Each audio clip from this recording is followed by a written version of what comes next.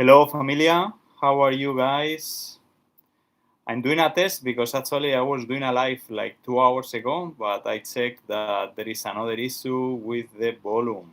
So actually, after being talking here today per 35 minutes, the YouTube doesn't allow the sound. So if anyone confirm here in the chat that you guys can listen to me, then that would be great. Okay. First of all, we need to say hello to my friend Esther from Spain. She's watching the channel sometimes in a while, and she always tell me to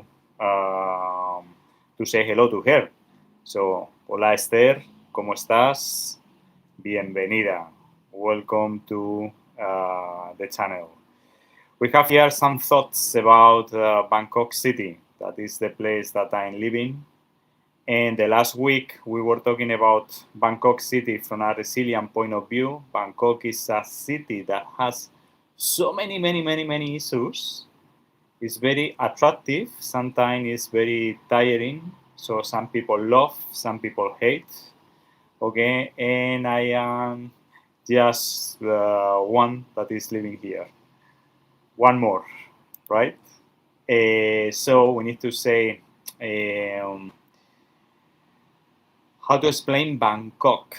Okay, when I explain this being architect, no, as is my background, the way that I saw Bangkok, I came here so many times, like 8, 9 times before I decided to live here. Okay, the reason that I'm living here is a bit accidental. Okay, but it's not the topic for today.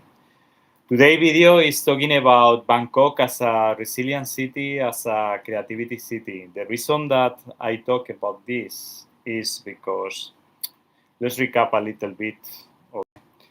Uh, my name is Miguel Vélez. So my background is an architect, and I have been living in Asia since 2008.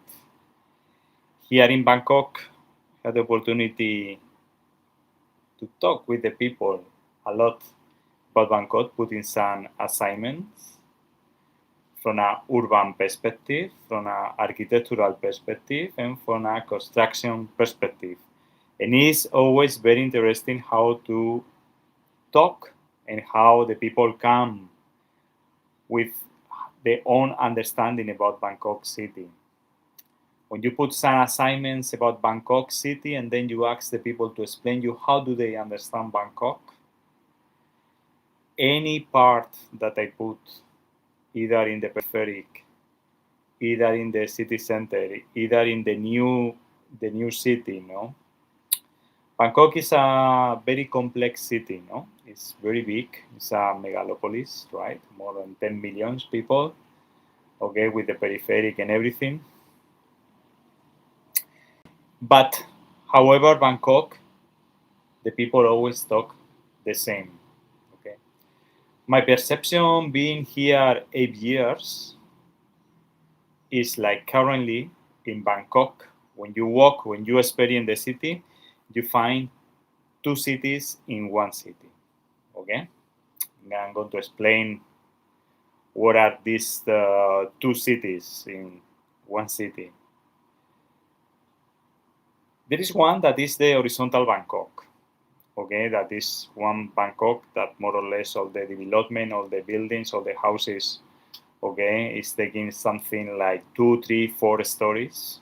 Okay, so we are talking about one Bangkok in horizontal development that can be some height between 12 meters below 23 meters. Okay, the 23 is because the Thai law.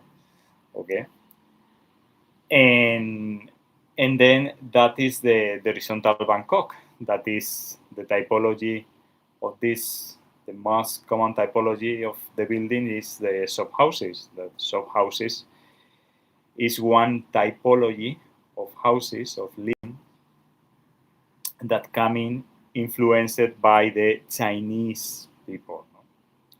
Okay, shop house means that the house has one part that is the shop, that is in the ground floor, and the house is on top. So the 2-3 stories on top of the shop add for the living.